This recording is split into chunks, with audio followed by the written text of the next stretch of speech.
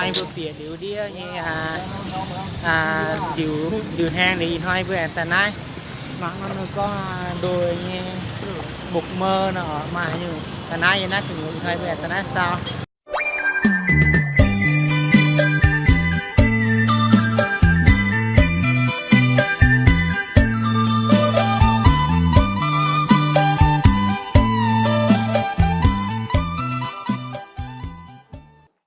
vừa tỏ như con nắp nhiều mà đâu như chia như cái này vừa kết quả chia này vừa đi mặc cái vừa chịu cái mi thì một tỏ cái chỉ đi mặc cái ta mặc những cái chịu cái một tỏ mặc ổ hay vừa chia tàu năng ở hai điêu là cái gì năng nó thì vừa chia lại này với mình để ta mặc những nó chịu cũng như một tỏ mặc chịu mi ổ mi lớn mi bị nhiều lớn nhưng mà tỏ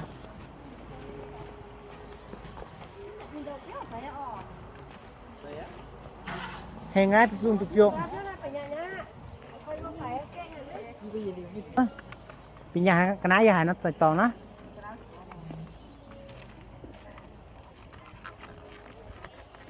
phá ở kia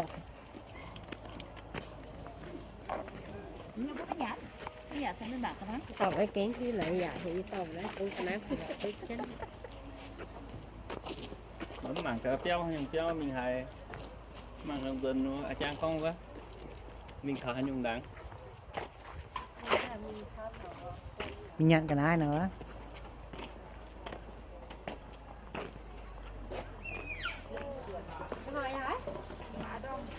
nè chuông nè chuông phải về nè nè chuông nó từ về đi tàu nè chuông nó ở làm cái gì ở đâm mà tay này coi mà còi ạ mi sao coi nữa à phải chia hả miên miên mới bảo vật trốn miên nhiều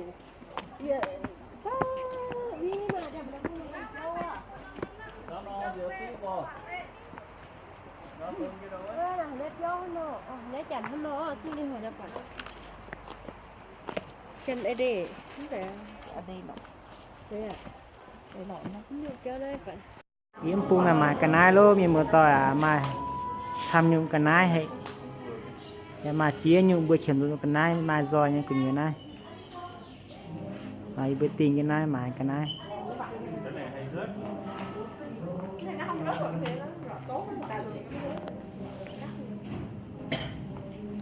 lô hay nhung máy lô nhung máy ồ máy cho tôi mi ồ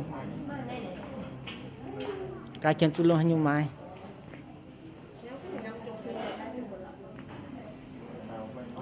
ta giờ tiền này mà thì cái này đây ẩm phẳng như cái này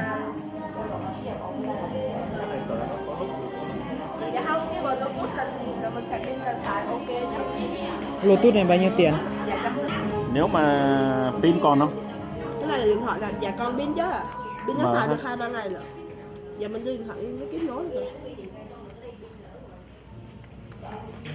có máy có cây chống rung không cắm rung mà sao gậy chống rung ấy nó không rung chống rung là loại kia khác kia chắc mấy triệu nhỉ không cũng mấy trăm thôi mua tiệm điện thoại chỗ người ta giao thì rẻ như 400 là bao nhiêu nó chống rung luôn cái kia nó tự nhiên quay đúng rồi cái kia nó chống rung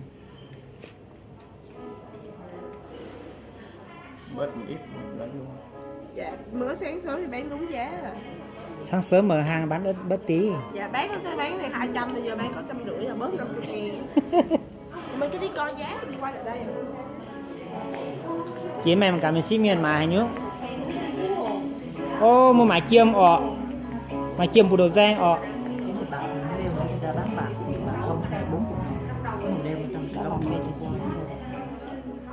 còn luôn hắn họ mái á và nó xía này bé chi nhiều cái này nó lâu nó bị cái màu nó bị cái gì không ăn nó bằng bạc đeo cả đời trời nhà trường hợp mình không đeo nữa em đâu đeo ra để bán lại để 40.000 phải làm không hồi đeo 100 là sẽ long như không rồi cái tiền sợ giảm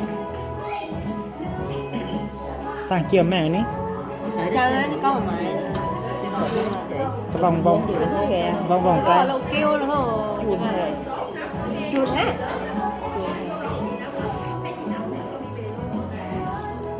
Nó vừa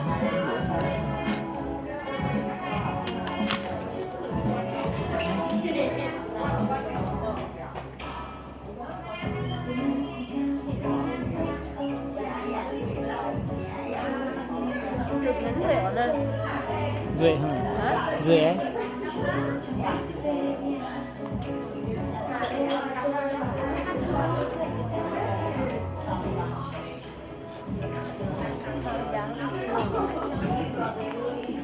Đi chạy đi mà.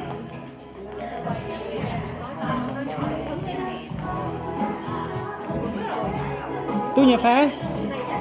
Dùng Bluetooth cả dạo nha. Dùng Bluetooth cả dạo nha. Dùng Bluetooth nha. Nếu thì nó không được thì đổi cái khác nhé. Rồi đi vào trong kia chụp hình. Dây sạc. À quên dây sạc không cho em đưa thì thôi rồi.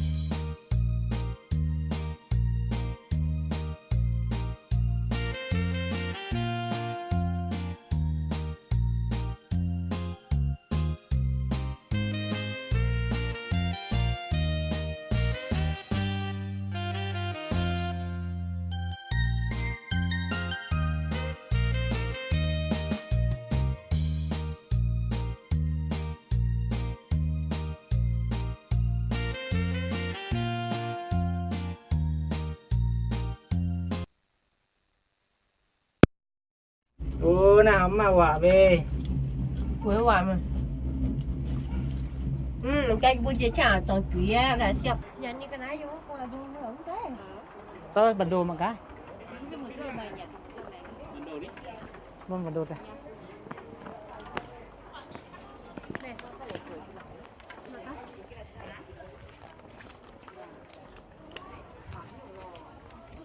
Vì đây thì họ đâu có xe nó bữa tối phước cái này tôi không có toàn bài vô một cái đó phước cái này.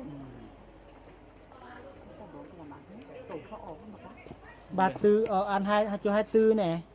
Cái điểm 24 nè. Năn cho mình ta học bữa nay mới tháo chia mới chip ta.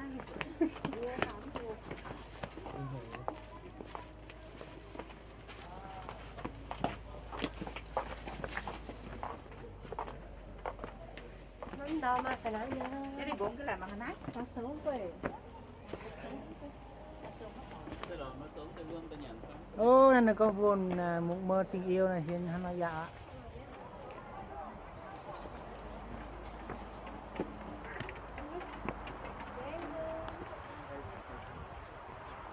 Am phản ta ám ô. Thì nó ám mà.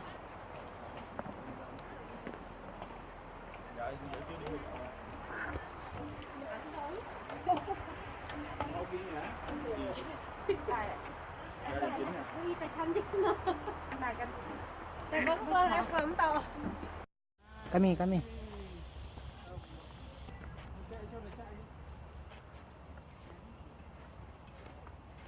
Gì nào?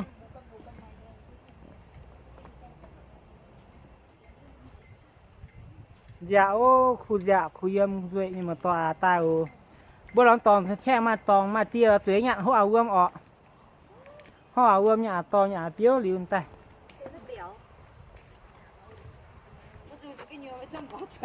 Ngồi nhá, ngồi nhá. Chẳng mai vương ngủ vương tải rồi.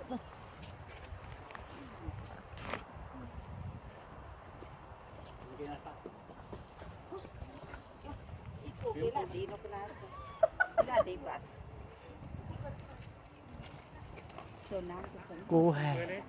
cô qua cô nha sự tự nhiên con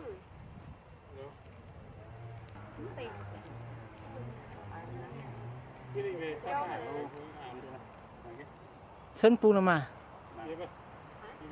sân chỉ pu mày đẹp không lắm quả nè Mong rau á. Chặt tay xíu. tại vì chỗ tại nhỉ đi khu bảo dung khu quang câu nè còn nhiều à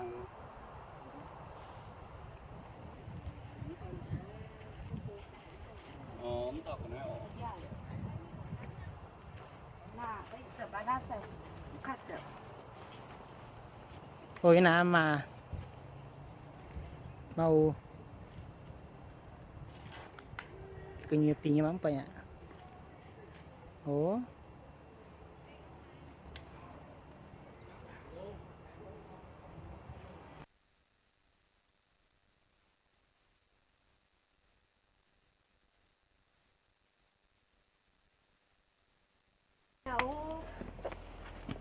mày phải ôm bây giờ nhà có không rồi Tôi ôm dầu.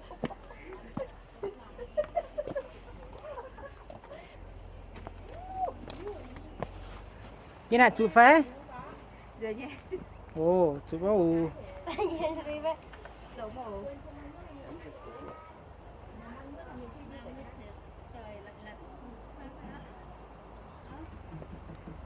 hắn nọ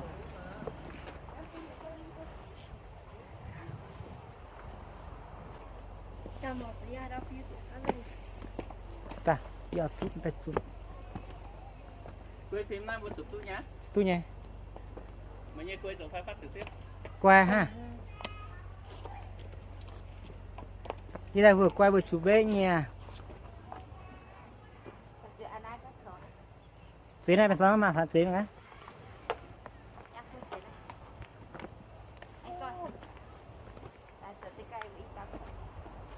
con dậy nhiều đó đây em cô cái nói thăm Bảo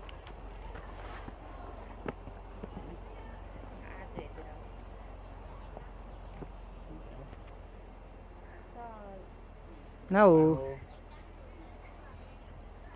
ấm rồi bằng liền bằng hết. Cái nào bằng này không?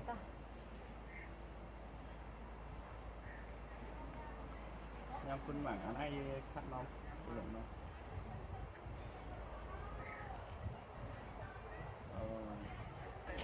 ô mà cô phạt quạt đấy thế nào cô phạt này phun không à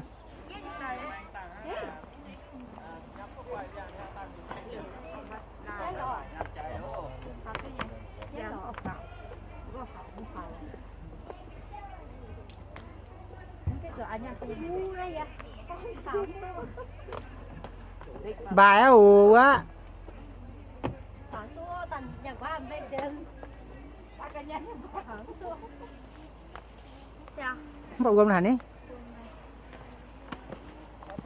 phải chế nè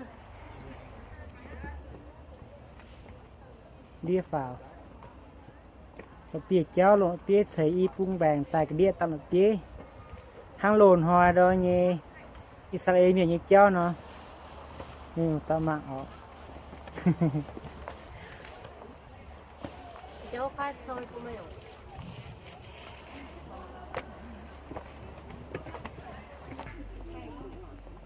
mau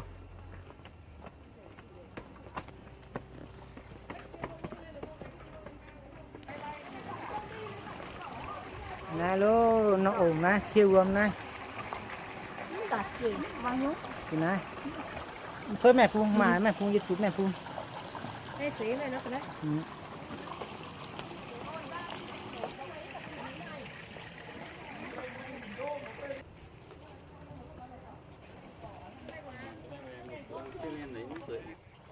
người thì à tóc à. Du hả? ừ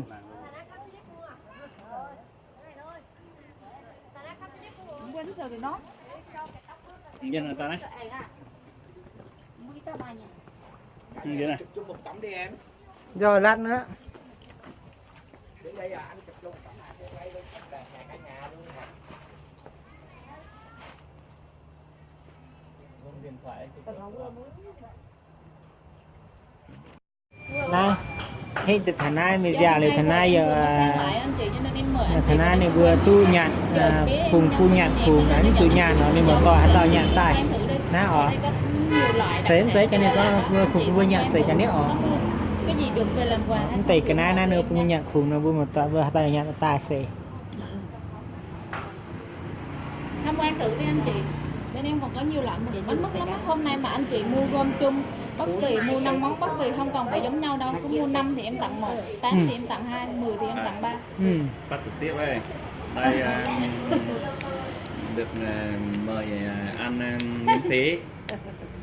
Tất cả anh em ở đâu thì về đây mua. Quán này là việc gì cũng có hết. dâu tây Này anh mày. Anh chị cho em xíu em đưa em pha cái này ra cho anh chị. dạ Đây. nay nó như thổ như chiếu này con nên có tập pin vừa nhặt xế chủ nhà nó ở chỉ vừa một tao vừa tao ở nhặt ở xế đó ta nó Đà Lạt đều Phải ép tay. ôi vừa tu tài này kiện tu xế thành những chủ nhà mà nó tổng phải ở nhà trải chỉ đạn nó phải tỏ những chủ nhà mình tòa Cái nhà con tiền cái này không tu hấp dính chủ nhà. Này mà bên quân tỷ nhà thầu thầu nhà mà cái mà chăm này là những người tu hút Làm cái mày này có tiền quá. Rau Bà cha chùi mình cũng nghiền luôn. bữa mày từ quà gần cho nữa. Ngoài. chia nhụn nhạy cái này vừa vô hành nhụn dạ mà chuồn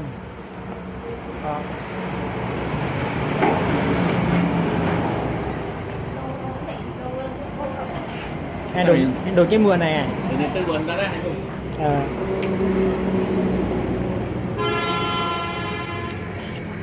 nhận tiền mang tiền Trời nhú.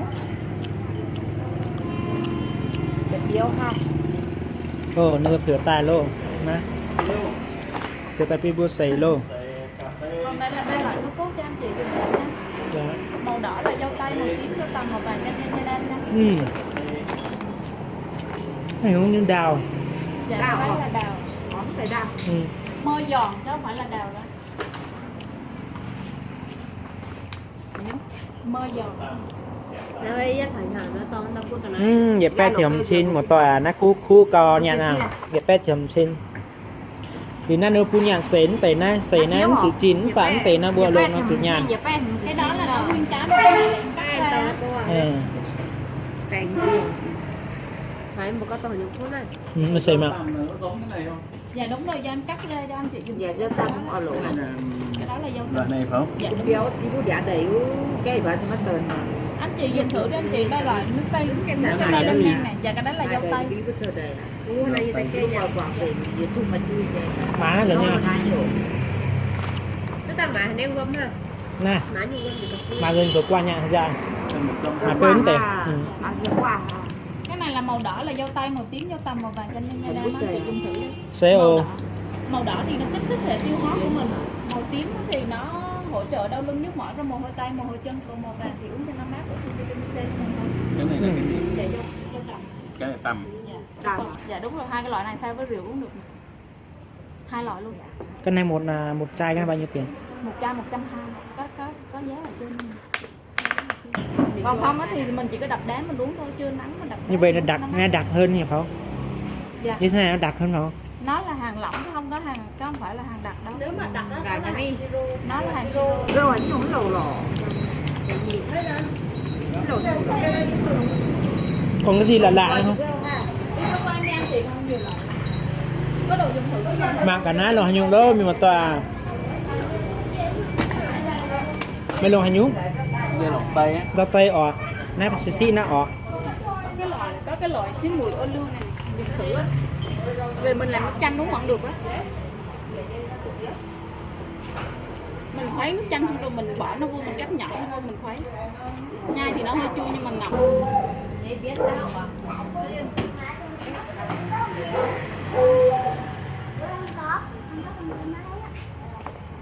Từ nhà đá. nó vừa bèo nái mình vừa xảy ra tôi nhà tôi hạ có ọ chạy tôi bà tôi mình nha bên mình còn có hồng. Cái này là trái dâu rừng. Cái đồ dùng thử, còn cái này là mứt hoa hồng. Nó là hoa hồng Thái Lan á. Anh nhìn thử, được thì mình lấy. Cái đây hả? Không, cái này.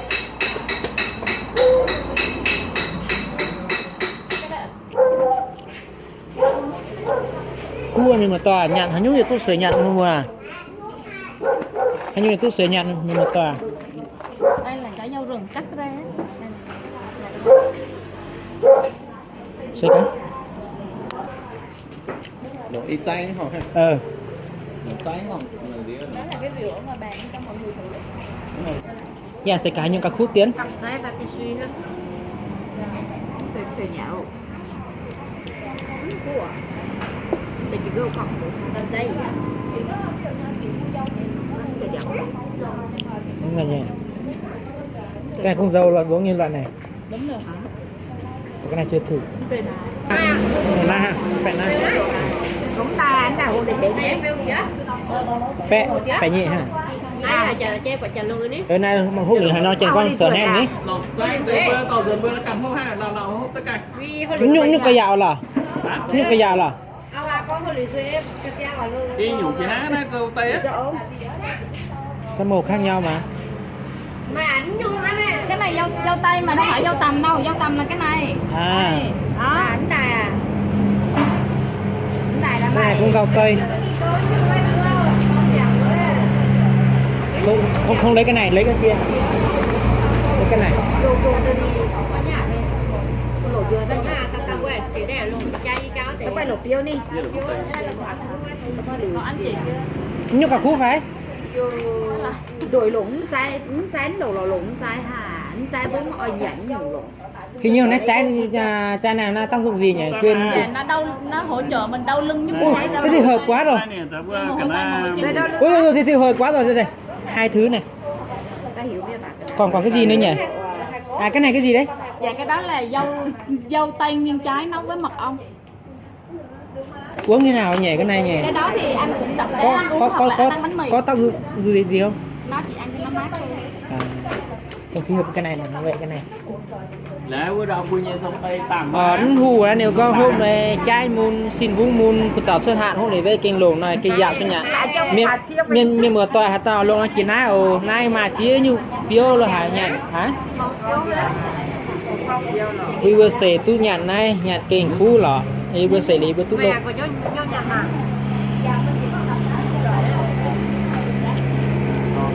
Mưa phải nó nhặt nữa. Ở năng trên nào ở cái nào rồi mình toàn mặc cái nát tay. Mua bao nhiêu được tặng nhỉ? Mua 5 món anh. Rồi để em tính. Bao nhiêu? Tổ nái ta tổ nái hả? Có những cái đồ nó còn nữa, ta vượt bị đẻ luôn đẻ uống luôn đây được luôn đi. Đi hái 5 kg dâu. Tao khai này hái.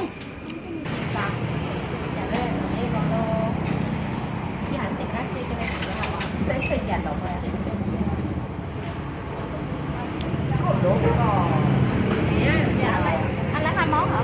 Có lấy thêm gì được không? Lấy thêm nguyên cả quà cho. Chắc chỉ bằng đấy thôi, hết tiền rồi.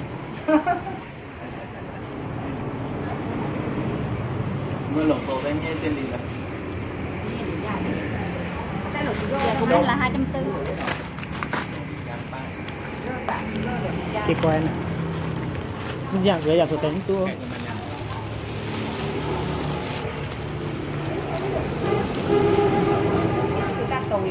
Như nhà này bà. Wow. Ở đây có cây đó. Cây gì? Cây rút tiền hả?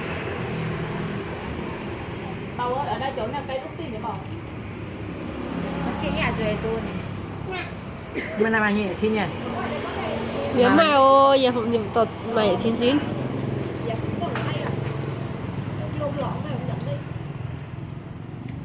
Ở đây này. Tao mới làm được chứ. Xế nhau.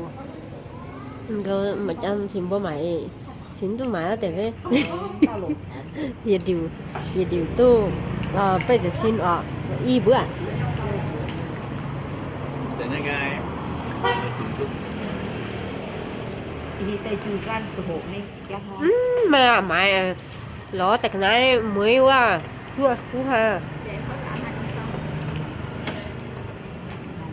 cua sa tón đổ 10 50 cua sa tón đổ cua hôm Bây giờ mình đi vườn dâu rau nha. hộp cua Cứ như này luôn là mình đi vườn rồi mình chạy xuống vườn ngủ luôn. đi lên nhà Anh ơi.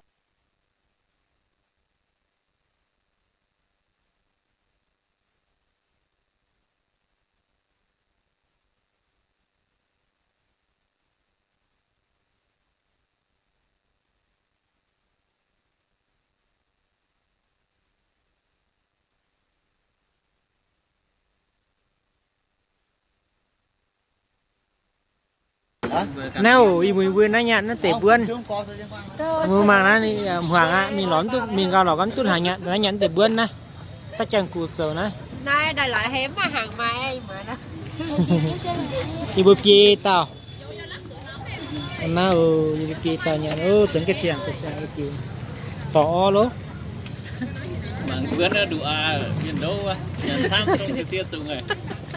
ta nói hay nhận số nó ó Tại vui chán số số hả?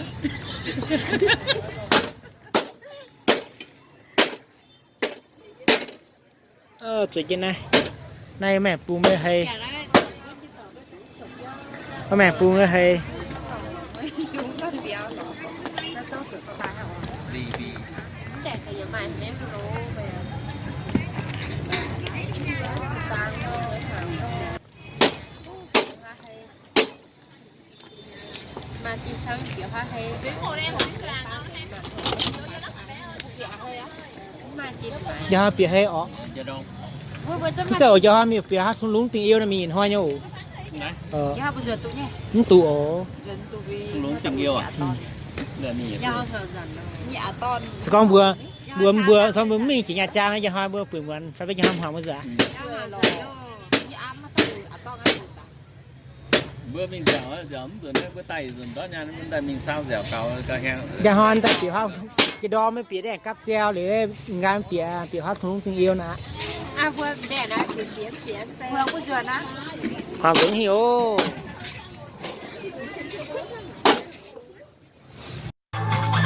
ôi mà mạng lịch trắng rồi về bịa chia rồi lô về bịa trắng nó chia na ó vừa nhiều hôm rồi đi là nó tay nhé bịa trắng nó chia na tay về rồi ha thì bữa ăn dạo nhà giờ con đi hai quả em mày ra bánh tiền nhỉ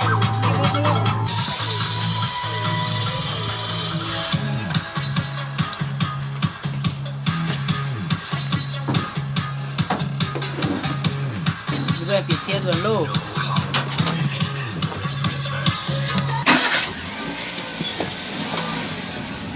hello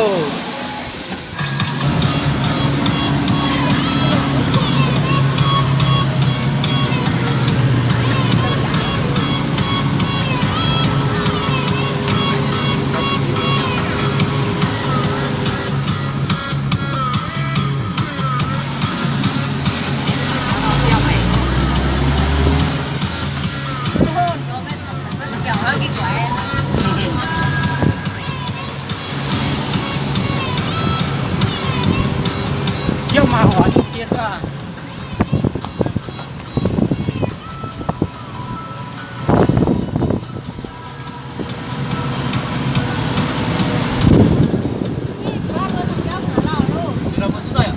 Mình đi bộ qua bên kia tham quan chụp hình xuống dưới thăm lũng sẽ bắt xe chạy đi phía dưới ạ. hai luôn có lên chia luôn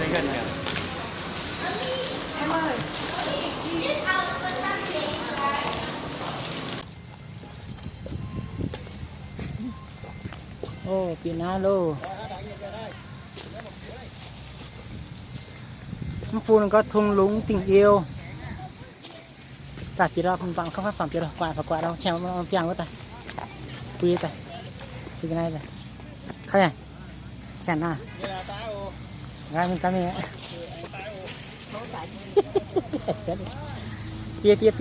pia hình chứ kẹo với nó tỏ na kẹo nó kèn này Tá phan tới nhận tiêu ha, quyền nào. Mai hay nhận tới nhận tiêu.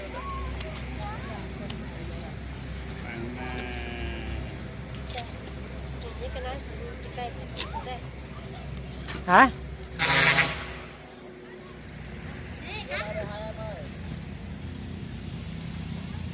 tiền thì rượu